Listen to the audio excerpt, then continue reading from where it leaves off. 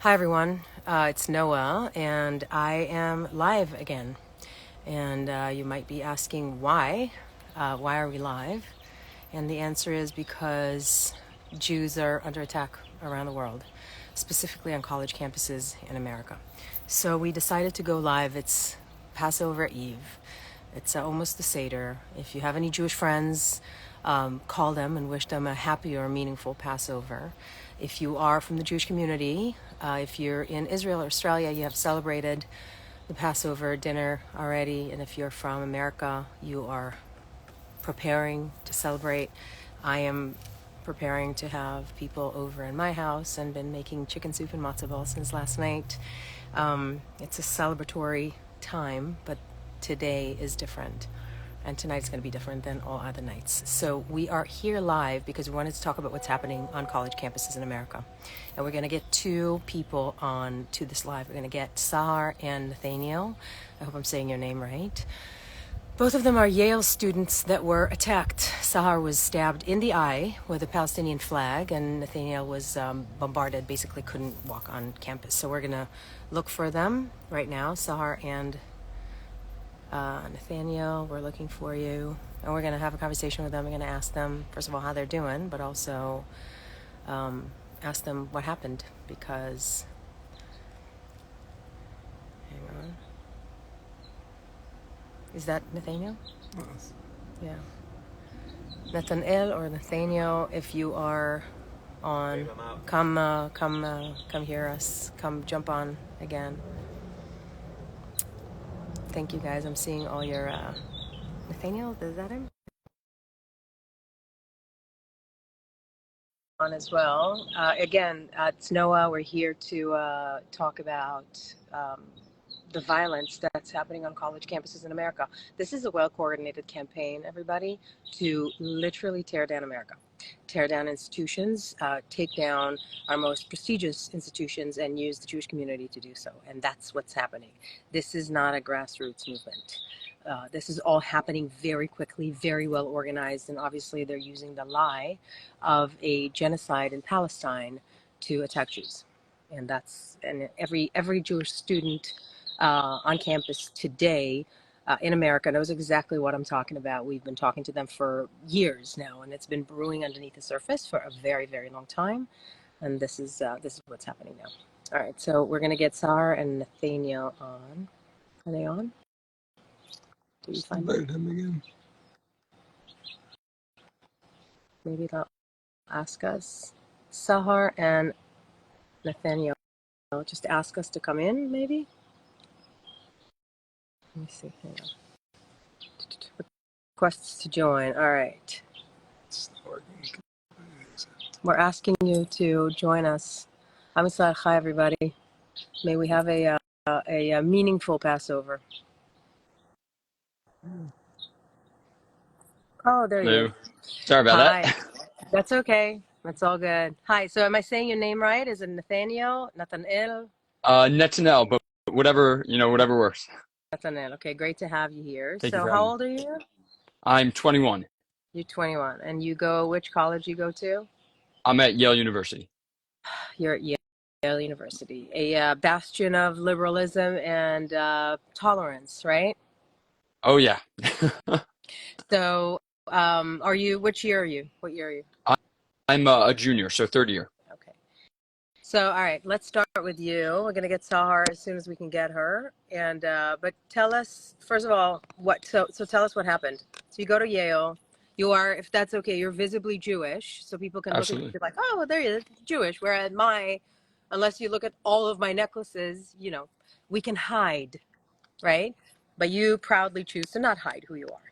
Absolutely. So, Yeah. so what happened? Yeah. So, just a bit of context, as everybody's aware, over the last 6 months, we've been dealing with a horrific rise in anti-Semitism at Yale and across the U.S., of course. And especially over the past week, there has been a protest that was formed at the heart of Yale's campus, right in between our biggest dining hall and our library and the office of the university president, where hundreds of protesters began occupying that space with tents and protests and music and all these types of things. And over Shabbos, that really escalated this past weekend, where in the middle of the night, they got hundreds of protesters come out and they tore down the American flag from the World War I memorial there, attempted to burn it. And then the following night, coming out of the Jewish Sabbath, Shabbat, Sahar and I and other Jewish students went to try to see what was happening. And upon entering the space, we were immediately identified as being Jewish. I was, wearing my Shabbos clothes, so I had my black hat on. I'm a Chabad Hasidic Jew. We're both affiliated with Chabad at Yale. And entering into the space, we were identified and immediately bombarded by these protesters who surrounded us, and wouldn't let us take an inch forward. Whilst other students were able to freely move in and out of the space. This is, a place that we all pay for. That is a common space on our university that we all have equal rights to. And they continuously asserted, no, this is our space. They felt that they were entitled to that location and somehow had the authority to determine who was or wasn't welcome. And so in the process, we're not only harassed, but we're physically pushed, shoved, barred from entering, and obstructed with every movement going on for hours. Eventually, as you noted, Sahar was jabbed in the eye by a Palestinian flag. I later on had an Israeli flag that was stolen from me and is yet to be recovered by the Yale police. And Yale, throughout all this, completely abandoned us. They removed the police and security from the site, so there was Wait a nobody minute. there to Say protect us. that Yeah, again, yeah, Nathaniel. Say that again. yeah, So Yale yeah, removed police and security from the yeah, site. yep. Why? So we haven't heard anything. We just saw it. They threatened at 11:30 if the students didn't leave, they would all be, disciplined or arrested. The space would be cleared, and it was just another empty threat. Yale just uses words, not So actions. 11, come 11, and all the protesters are still there. 11:30, only more had come. They were up to Oh, hundreds. They estimate between 500 and and more. And it was a just massive explain crowd. to us, why is this not freedom of speech? Why is this incitement for violence? Why is it not they're just exercising their freedom of speech? What were they doing? Absolutely. The principle of it, I like everyone else, I'm very much in favor of the First Amendment.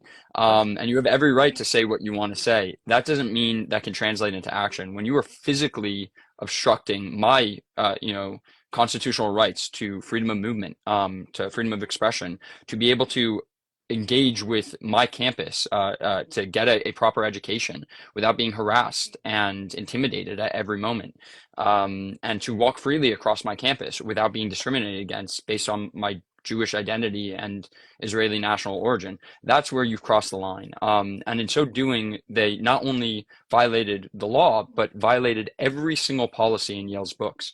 And in response to that, Yale remained silent. They tried to negotiate with them as though these people were in a position of power. And Yale has continued to show their hand that they're weak and unwilling to do what it takes to stand up for any values or principles. When the American flag is torn down from a World War I memorial on the heart of our campus and almost burned, what is left? Yeah. So what are these students of Yale? Are these the kids that you know? Like, do they go to school with you? Absolutely. The majority of them are students. This was organized by a variety of campus groups, Which many of which ones? are officially recognized. Yale's for Palestine, the Yale Palestinian Coalition, whatever they're called. I don't know all the names, Occupy, Beinecke, the Yale Hunger Strike. And Yale for Palestine is officially recognized. They receive funding from the university. And at this space, they have a memorial to Walid Daka, who murdered and castrated a 19-year-old Israeli, with Yes. flowers that they've had up all week. Yale hasn't done a thing. They're glorifying martyrdom. They're calling for intifada. And this is what we have to face on a day-to-day basis. And Yale not only didn't engage and proactively respond to them, or remove them from this place, but they left us helpless. They left Jewish students at the mercy of the mob, by pulling away security and police forces, so that when my flag was stolen, it took a half an hour for me to get an officer on scene who said that they would not pursue the students involved. And similar for Sahar, she was sent to the hospital, excuse me, in an ambulance, and they refused to go into the crowd to find the student who did it. So we still So there were no don't know who repercussions. stabbed Sahar in the eye. So she was From stabbed my in the eye. understanding, Yeah, stabbed in the eye with a flag. We still haven't been able to identify the student. If anybody knows, there's pictures circulating. Bring this person to justice. This is ridiculous. And not only arrests, but these people have to be expelled. There has to be something permanent. They do not deserve to get Yale degrees. Yeah. Um, I I see mean, Sahar's joining. imagine. Here's Sahar. Hi. Hello.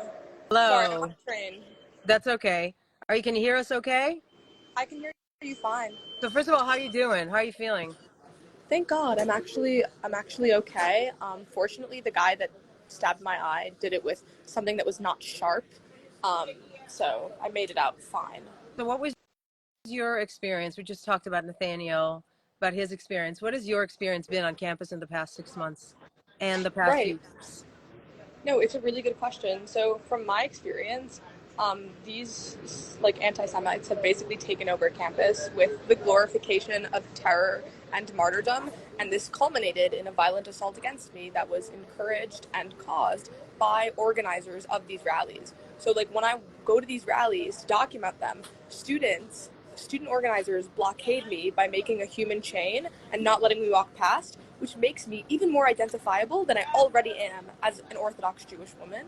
And therefore, the rest of the group, the rest of the other 500 anti Semitic students, taunt me until finally somebody assaults me.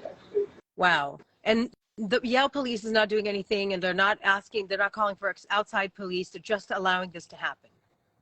No, so when I spoke to the Yale Police Department, they said that their orders are being taken from people who are administrators of the university that are not actually present at the protest. So therefore, they can't tell them to disband the rally because first of all, there aren't enough cops sent to these events, and because their boss isn't there to tell them to stop it because their boss isn't watching it directly.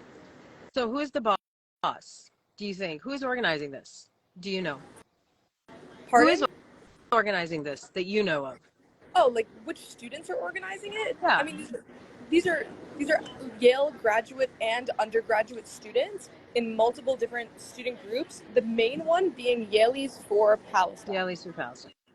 Okay. So And here's that group, after October 7th, yeah, posted on the internet, like on Instagram, that we should celebrate the resistance's success. right. So here's what people need to understand, right? This has been going on campuses for decades, okay? For absolutely decades. We have been warning against this. We've been talking about this. College kids have been warning us and trying to complain about this for literally decades, saying that there's a well-organized, well-funded campaign, anti-Israel and anti-Semitic campaign that is designed to tear America down and tear our institutions, our high level institutions. And this is what's happening. Now they're using Jews in order to do that. And here's the thing that I want people to understand as well. They're using the lie, which is essentially a blood libel, that Israel is causing a genocide on the Palestinian people. It's not a genocide. We're going to keep saying that until we're blue in the face. Israel was attacked. Israel's consistently attacked from all across countries around it, various entities throughout the years, were countries and nefarious forces that want to take it down. What happened was that about 30 years ago, they realized that they cannot take Israel down militarily, and they're going to take Israel's legitimacy to exist as a Jewish state down, and they have infiltrated our higher education. That is what's been going on. And for decades, we had Jewish students kind of going, listen, there's something really weird happening on campuses. There are these groups and there are these organizations, and they're against like Israel, but not like policies, but like actually Israel. And for that, they're marginalizing Jewish students. And that's been going on for so long. And it erupted on October 7th. And it is erupting right now. Look at what's happening on Yale, on Columbia, all across the country. There are riots. These are not peaceful demonstrations exercising freedom of speech. These are harassment, marginalization. If you tear down an American flag and burn it, and you idealize martyrdom and jihadism, what place do you have in American college institutions? What? And these are the faces. It's Nathaniel and Sahar are the faces of the kids that are actually being attacked every single day on college campuses. I just posted this video expressing the Jewish experience on this Passover. It's a very interesting experience. How do you feel right now as college kids on Yale, a dream come true, I'm sure, when you got in, that you're faced with Passover 2024, and this is where we're at? How are you feeling right now? Yeah, I'll just respond that there's an element to Passover that, leaving Egypt is something that not only happens year by year, but that has to happen day by day. Mm. That it's not only something that happens to us physically, but also spiritually and mentally. And that's a reminder, especially now, that I would encourage everybody to try to live by, that we are going to push out of Egypt, that no matter what kind of pressure or violence or intimidation these people try to push on us, we are going to stand proud, unapologetically Jewish, and that's something that we're going to embrace and own in our day-to-day lives. They've tried to kill us throughout history. We're still here, and that's never going to change. And that's something we have to own day to day. 100%. What about you, Sahar?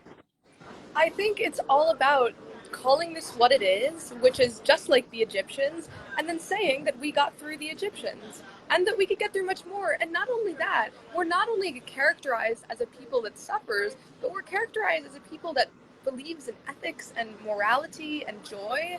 And that's the life that I'm going to live, whether I'm surrounded by anti Semites on a college campus or not. That's beautiful. And that, everybody, is the Jewish spirit and the reason that we're still here. So we're going through trials and tribulations. We are told and taught to never take anything for granted, to know that we've always been through crap over and over again, and we have always survived it, and we will survive this one too. I want to thank both of you. You are on the front line of this war right now. And, there's a reason that you're placed there. And thank you for fighting the fight and for standing tall. This is not the time to go back. This is the time to lean in and lean in strong. Thank you so much. Happy and kosher Passover to Thank you, everyone. and God bless you. Thank you. Have a meaningful night.